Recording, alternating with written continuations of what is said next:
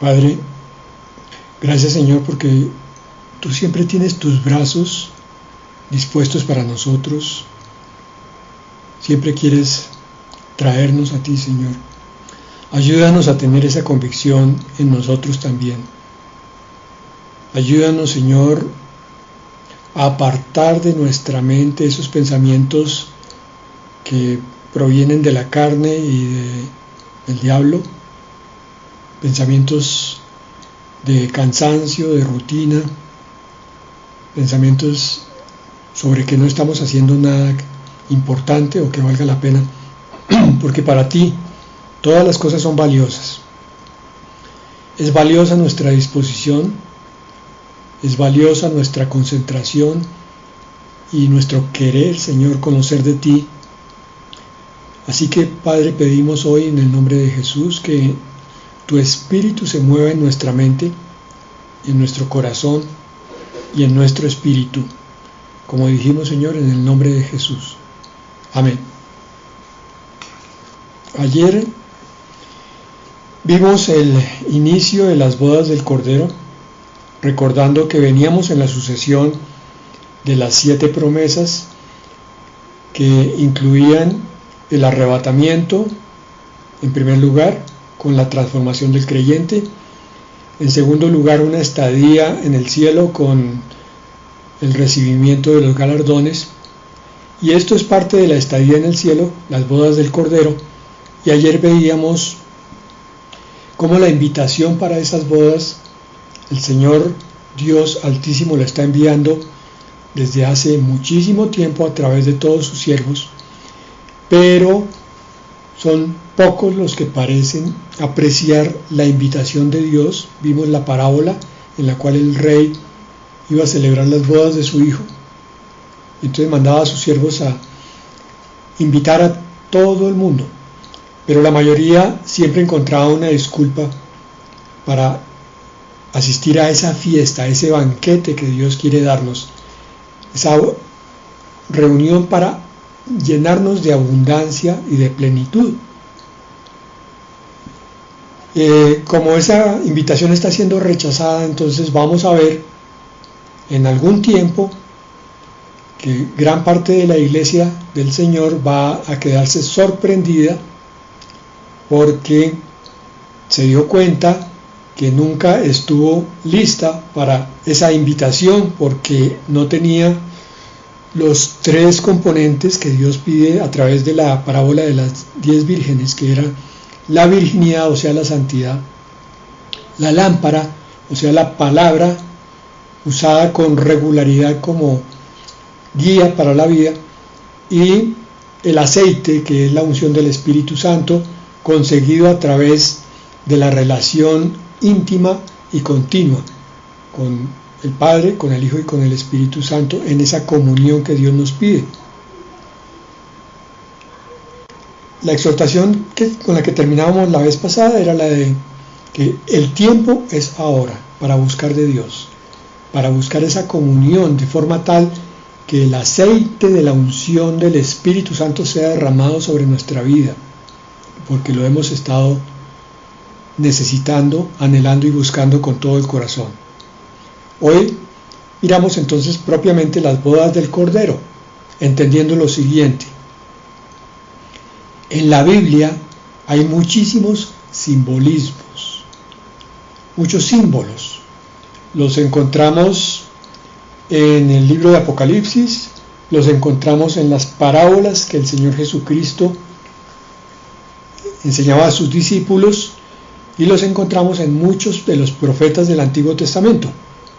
Por eso es importante que el creyente empiece a entender los símbolos, y la única forma de entenderlos es siendo atento a las enseñanzas, pero más que eso todavía es yendo personalmente a la palabra de Dios y preguntándole al Espíritu Santo qué significa lo que se está leyendo. Esa es la relación que Dios quiere con el creyente en forma directa.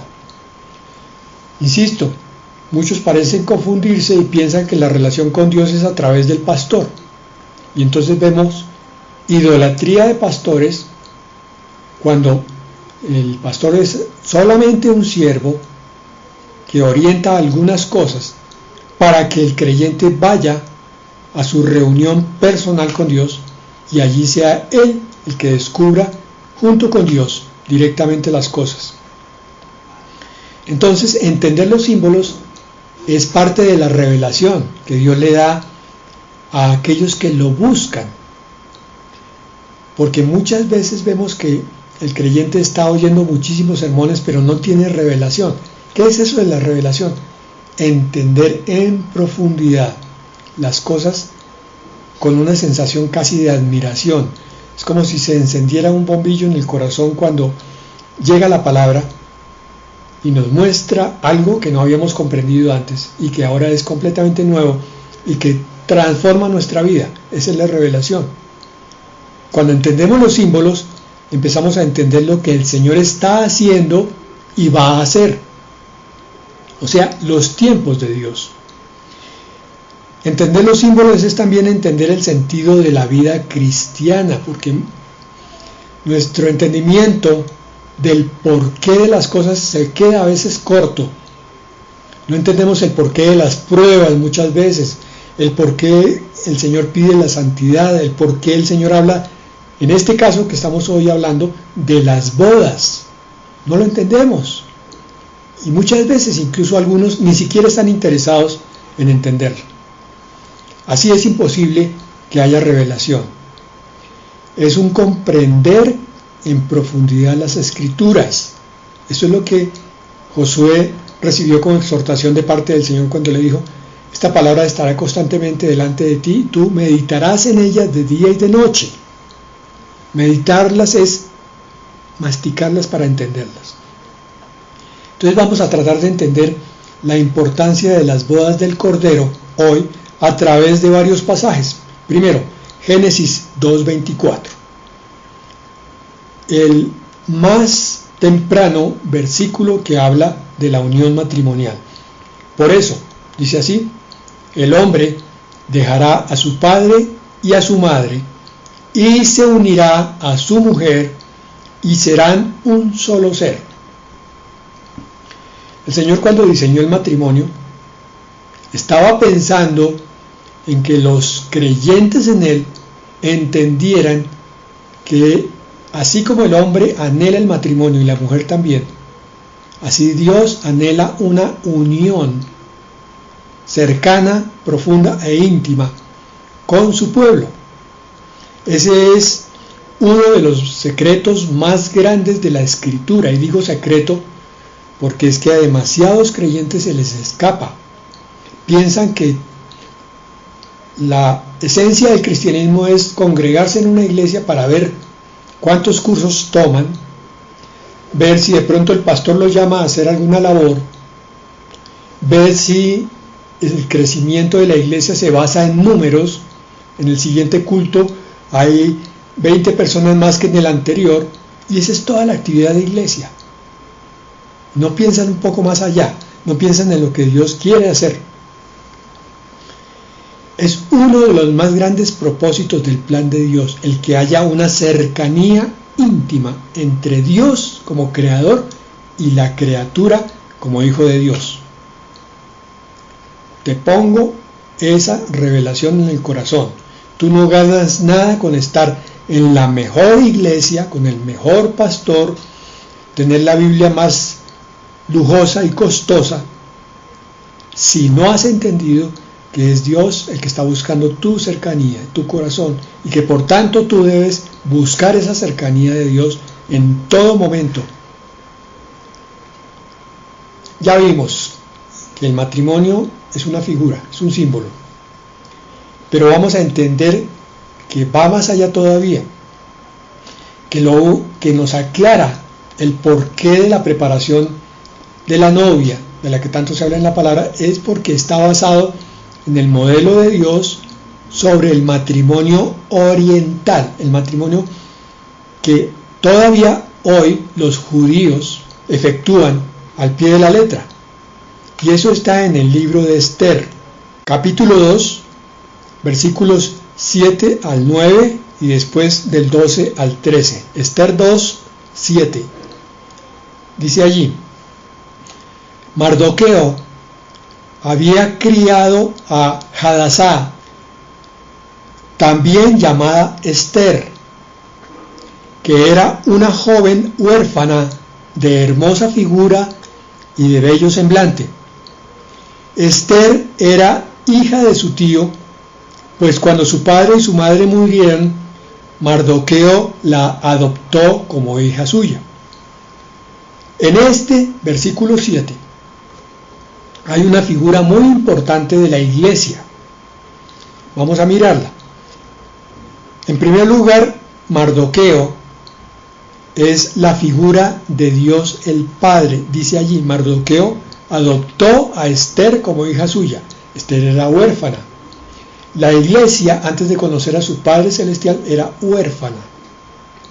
No tenía un padre verdadero. Tenía un explotador, tenía un esclavista, tenía alguien que solamente utilizaba a las criaturas humanas, el diablo, pero no era un verdadero padre. El padre es el que se encarga de cuidar del hijo, del bienestar del hijo, y eso no es el papel del diablo. Todo lo contrario, es robar, matar y destruir. Por tanto, cuando llegamos a Dios, Él nos adopta como hijos. Eso lo dice Efesios 1:5, y vamos a comparar con el versículo que ya leímos de Esther. Dice Efesios 1:5, nos predestinó para que por medio de Jesucristo fuéramos adoptados como hijos suyos según el beneplácito de su voluntad. La frase central para hoy es adoptados como hijos suyos, y vemos que lo que hizo Mardoqueo en el versículo 7 es que la adoptó como hija suya a Esther. Entonces nosotros, al ser adoptados como hijos suyos, entramos a la congregación, a la asamblea, a la eclesia, a la iglesia. Por eso la iglesia tiene una figura de mujer en la Biblia. Versículo 8. Cuando se divulgó el mandamiento y el decreto del rey, se reunió a muchas doncellas en la residencia real de Susa, que estaba a cargo de Hegai, el guardián de las mujeres. También Esther fue llevada a la casa del rey y quedó al cuidado de Hegai. Ahí hay otras figuras. En primer lugar, dice, Esther fue llevada. Y la iglesia espiritualmente va a ser fue llevada de las tinieblas a la luz donde mora Dios. Eso lo dice la primera de Pedro 2:9. Pero ustedes son linaje escogido, real sacerdocio, nación santa, pueblo adquirido por Dios, para que anuncien los hechos maravillosos de aquel que los llamó de las tinieblas a su luz admirable. Esther era una muchacha huérfana, sin recursos, y en un momento en que el rey la llama, se convierte en una doncella del palacio del rey. Y con el tiempo vamos a ver que se convierte en la esposa del rey. Fue trasladada de la oscuridad a la luz. Y es lo mismo que pasa con la iglesia.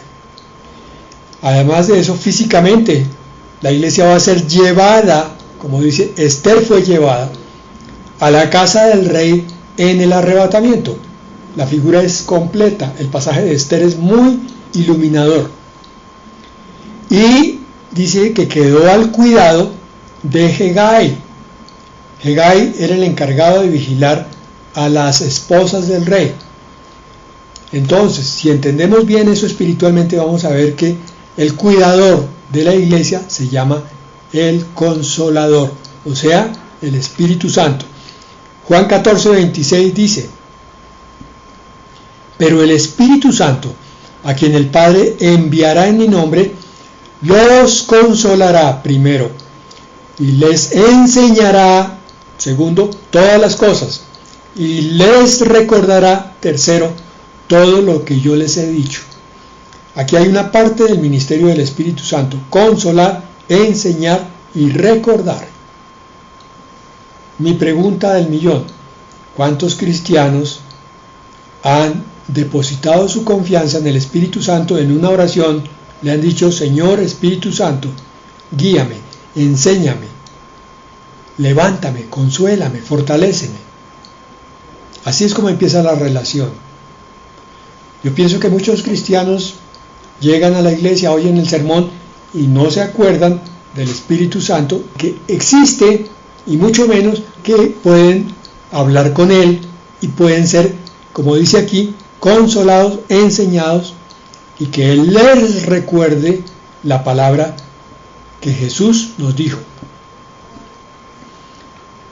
Bueno, entonces, ¿qué tenemos hasta aquí? A una doncella virgen que es llamada al palacio del rey y que es cuidada por alguien encargado de eso. La iglesia tiene exactamente el mismo desempeño que Esther hasta el momento. Versículo 9 de Esther 2. Cuando Hegai vio a Esther, la halló tan agradable que de inmediato ordenó que se le dieran los mejores atavíos. Ahora la van a vestir de forma adecuada. Y alimentos, y también 7 damas de compañía de la casa real, y la llevó con sus doncellas a lo mejor de la casa de las mujeres. Miren todo el cuidado que empieza a tener el círculo del rey sobre la doncella que llega. En Apocalipsis 19:8 dice: y se le ha concedido vestirse de lino fino, limpio y resplandeciente. A Esther le dieron los mejores atavíos, a la iglesia también le dan lino fino, limpio y resplandeciente. Versículo 12 de Esther 2. Este es muy importante, así que por favor desplieguen toda su atención. Esther está ya dentro del palacio real, pero miren qué pasa allí. La doncella todavía no es tomada en matrimonio. Tiene que prepararse primero. Dice aquí en el versículo 12, a cada una de las doncellas le tocaba su turno para presentarse ante el rey Asuero. Claro, eran reyes polígamos, tenían muchas mujeres. Eso no viene al cuento de la iglesia. Pero miren esto que dice aquí en el versículo 12. Esto era después de haberse sometido a un embellecimiento de 12 meses, según era la costumbre para ella. 6 meses eran tratadas con aceite de mirra y otros 6 meses con perfumes y cosméticos femeninos.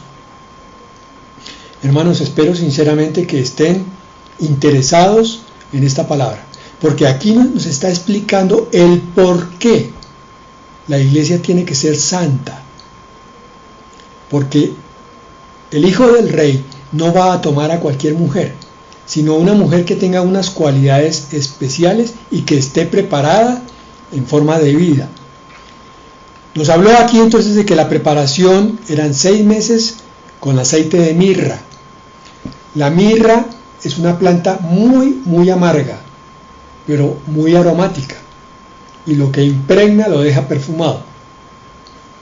Ellos hacían un aceite con esa mirra, de la misma manera que en el altar del tabernáculo se preparaba el aceite de la unción también con esta mirra.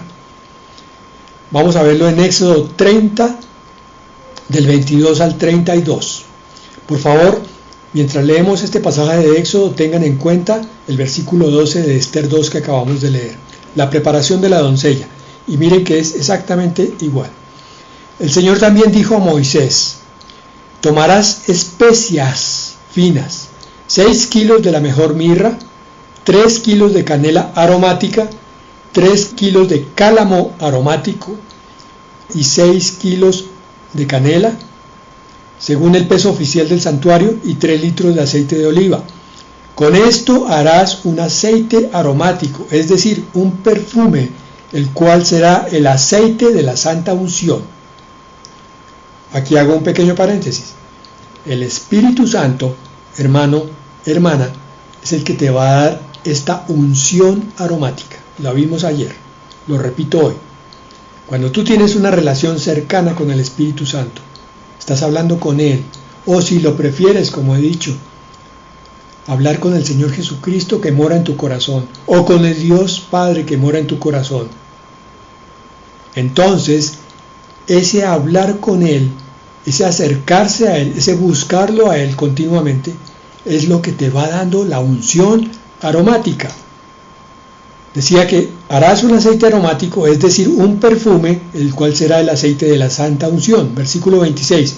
Con él ungirás el tabernáculo de reunión, el arca del testimonio, la mesa con todos sus utensilios, el candelero con todos sus utensilios, el altar del incienso, el altar del holocausto con todos sus utensilios y la fuente y su base. En resumen, todo lo que estaba en el lugar santísimo. Y tú ya sabes que el lugar santísimo es la figura del sitio donde tú te encuentras para hablar con Dios. No solo para pedirle, hermano, sino también para oírlo, donde está la comunión verdadera. Continúa Éxodo 30 diciendo en el versículo 29, de este modo los consagrarás, o sea, los apartarás para Dios, los santificarás. El que santifica es el Espíritu, y serán cosas santísimas, todo lo que llegue a tocarlos quedará santificado. ¿Entiendes la figura? ¿Entiendes el simbolismo? Tú no te puedes preparar a ti mismo para la venida del Señor. Eso es lo que pensaban las vírgenes imprudentes, las vírgenes necias que vimos anoche. La unción se produce porque tú estás en contacto con el aceite que es el Espíritu Santo. Lo buscas continuamente y entonces Él empieza a descender sobre ti, de la cabeza a los pies, y a tocar todos los aspectos de tu vida y a santificarte. Por favor, hermano, si no has sentido esto que te estoy diciendo, créelo en el nombre del Señor Jesucristo y permite que esto que te estoy diciendo toque tu corazón para que lo busques, lo anheles, lo desees y lo experimentes. Te des el permiso de experimentar esto.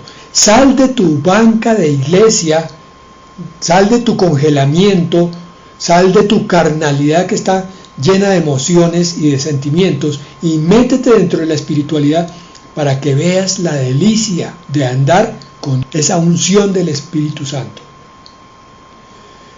Versículo 30 de Éxodo 30 dice, ungirás también a Aarón y a sus hijos y los consagrarás para que sean mis sacerdotes. Hoy todos somos reyes y sacerdotes. Así nos ha convertido el Señor. Por tanto, la unción es para todos. En el Antiguo Testamento era para los siervos de Dios. El pueblo no tenía esta unción.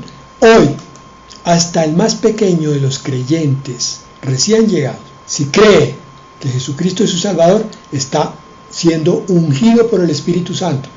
Pero eso está ahí, hermano. Tienes que creerlo, tienes que tomarlo para tu vida, tienes que vivirlo. Porque si no lo vives es porque no lo crees. Y hablarás con los hijos de Israel y le dirás, esta será mi aceite de la santa unción por todas las generaciones. Oigan esto, no se derramará sobre el cuerpo de ningún hombre, entre paréntesis, incrédulo, ni se hará otro aceite semejante. ¿Quién como Dios? ¿Quién como el Espíritu Santo? Nadie más. La unción es el Espíritu Santo. Es un aceite santo y así deberás mantenerlo. El aceite es el símbolo de ser apartado y consagrado, limpiado e impregnado con ese aroma que agrada a Dios, o sea, lleno del Espíritu. Es lo que Dios busca. Es lo que nos ha estado hablando durante estos casi 2 años de pandemia, o año y medio. Nos está diciendo que este tiempo es el que Dios ha concedido para que la iglesia verdadera y real busque la santidad a través de la unción del Espíritu Santo, buscándolo a Él, acercándose a Él. Por eso nos encerró para ver si nosotros aprovechábamos ese tiempo en la búsqueda de Dios. Y este tiempo ha servido para sacudir de tal manera que los que estaban convencidos estén cada vez más convencidos, pero los que no lo estaban, entonces sean tan sacudidos que empiecen de pronto a dudar si vale la pena andar con el Señor o no. Y es el punto que yo quiero hacer énfasis hoy.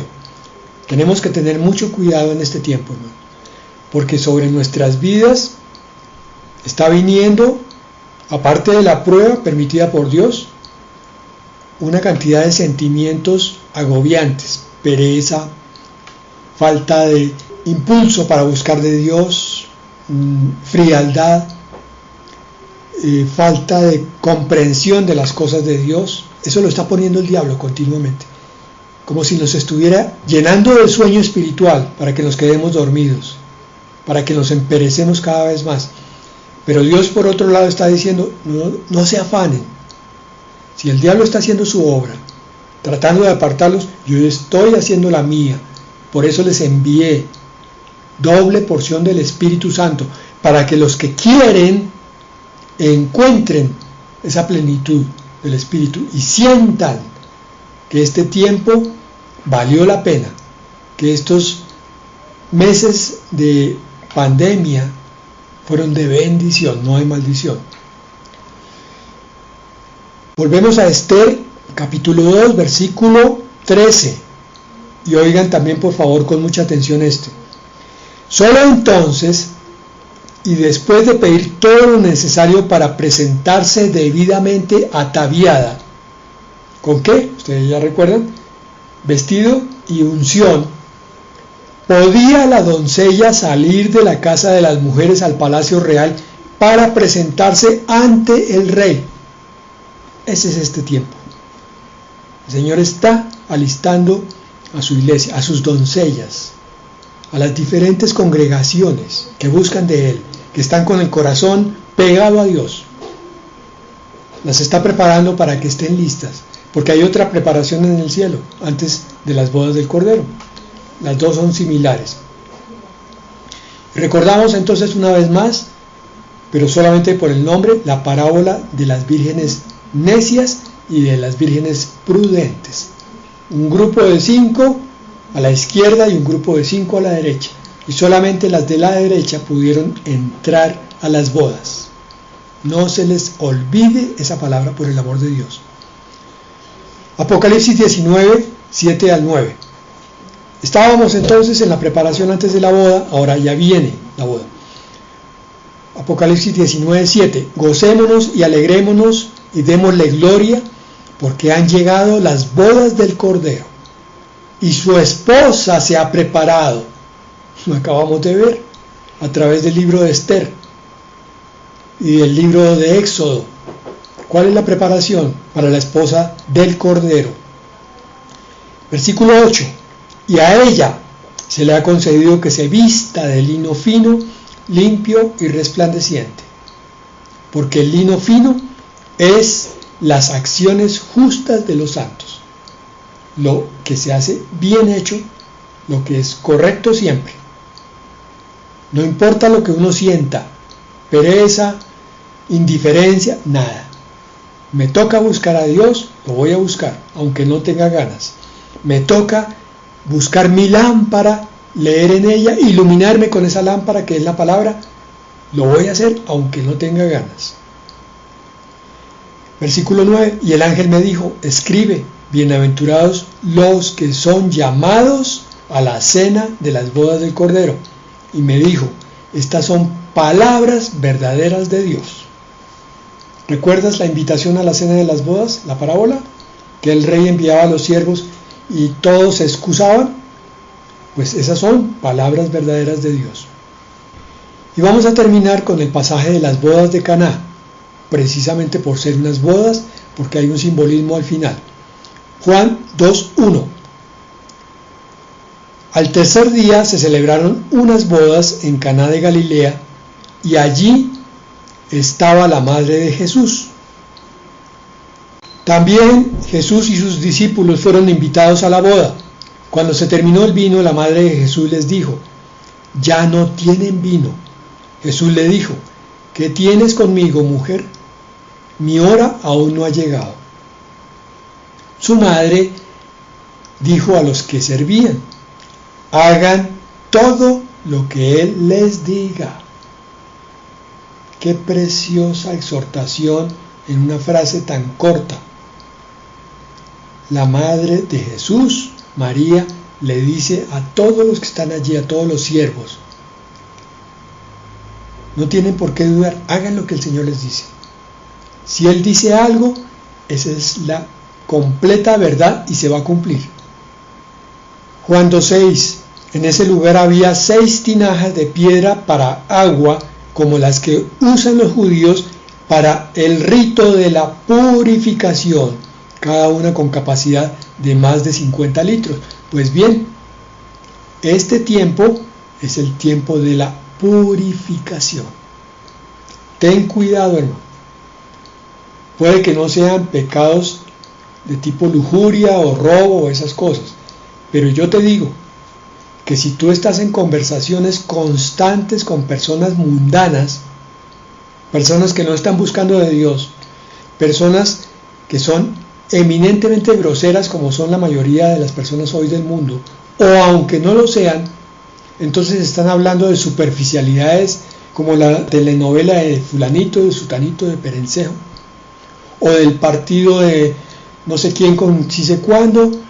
No es que no se pueda comentar un partido, no es que no se pueda ver una telenovela, pero si se coge como costumbre y como ídolo, ahí no hay espiritualidad. Si la distracción es tal que es más importante el partido o la telenovela que la palabra de Dios, estás perdiendo la unción y tus vestidos están manchados y sucios. Es tiempo entonces de purificarte. El rito de la purificación es reconocer el pecado e ir en arrepentimiento sincero delante de Dios y cambiar el estilo de vida. Y acuérdate que en el mundo hay muchos que no hablan sino vanidades, bobadas. Y esas vanidades también son contaminantes. Lo vimos una vez. Tú necesitas estar siempre junto a personas que anden en la espiritualidad, para que ellos te eleven, no que te bajen del espíritu. Versículo 7 de Juan 2. Jesús le dijo: llenen de agua estas tinajas, y las llenaron hasta arriba. Entonces les dijo: ahora saquen lo que está allí y llévenselo al catador. Y se lo llevaron. El catador probó el agua hecha vino sin que él supiera de dónde era, aunque sí lo sabían los sirvientes que habían sacado el agua. Entonces llamó al esposo y le dijo, y este es el versículo clave: todo el mundo sirve primero el buen vino, y cuando ya han bebido mucho, entonces sirve el menos bueno. Pero tú has reservado el buen vino hasta ahora. El maestresala, el catador, pensaba que era que el dueño era muy sabio, el dueño de la fiesta, entonces había guardado un muy buen vino para el final. No sabía que era que el Señor se lo había transformado. Entonces estaba felicitando al dueño de la fiesta, cuando en realidad es que aquí hubo un milagro y una obra de Dios. ¿Por qué tomamos este pasaje? Porque primero está dentro de una boda y significa el vino, el gozo de Dios. El vino es el símbolo del gozo de Dios, el que da alegría. Y entonces el mejor vino está reservado primero para las bodas que tú vas a tener con tu Señor. Y el vino que ahora estés tomando nunca va a ser tan bueno como el que vas a beber allá arriba. Quiero decirte con ese simbolismo que el gozo del Señor te está esperando de una manera que tú no alcanzas a profundizar ni a imaginar. Es un gozo inefable, y ese es el sentido de las bodas del Cordero. La unión completa del Creador con la criatura. Como en el matrimonio, como en unas bodas, el Creador entonces toma para sí como esposa a la criatura, para que ya nunca más estén separados. Y los dos lleguen a ser un solo ser.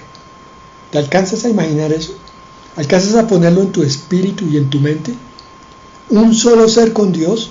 A partir de ahí, todo lo que tú vas a comprender, a ver, a aprender, a deducir, a vivir, a sentir, cuando estés completamente unido con tu esposo, con tu Señor, yo creo que no. Lo vimos en el primer tema de esta serie de 7 promesas que nos esperan, como que era imposible que ni en la mente, ni en los oídos, ni en los ojos del hombre llegaran estas cosas siquiera en un grado mínimo. Es tan tremendo el regalo que Dios nos va a dar, que lo poco que podemos hacer es anhelar con el corazón ferviente estas bodas, porque va a ser un matrimonio para una doncella, en la cual el novio aporta toda una dote impresionante junto con su persona. Vamos a orar. Padre, es inconcebible para nuestra mente lograr captar siquiera una parte importante de lo que tú nos dices aquí, Señor. Pero el Espíritu sí es capaz de percibir algo, Señor, y entender que es muy grande lo que nos espera. Es tan grande, es tan increíble, es de tanta magnitud que el diablo está empeñado en dormir a la iglesia. Y lo peor de todo es que la iglesia se está durmiendo. Padre, tú nos has invitado, pero más que eso nos has designado como esposa tuya. Así que, Señor, nos acogemos a tu promesa en la cual dices que la obra que tú iniciaste, tú la terminarás en los verdaderos hijos tuyos. Así que, cuando andamos tristes, deprimidos, debilitados, Señor, derrotados, nos acogemos a ese cumplimiento de tu promesa. Tú nos llevarás hasta ti, si es que somos hijos tuyos, porque lo somos, Señor, porque te hemos aceptado como Salvador, porque creemos en ti, porque queremos vivir, Señor, como tú viviste, porque tú eres nuestro modelo, Señor, porque no queremos más pecado en nuestra vida, porque queremos caminar en el Espíritu y ya no más en la carne, porque no queremos que nos gobiernen las pasiones ni los deseos, ni siquiera el pensamiento, Señor, sino que sea tu Espíritu Santo el que tome el control de todo nuestro ser, de nuestra mente y de nuestro espíritu. Lo pedimos, Señor, en el nombre de Jesús. Amén.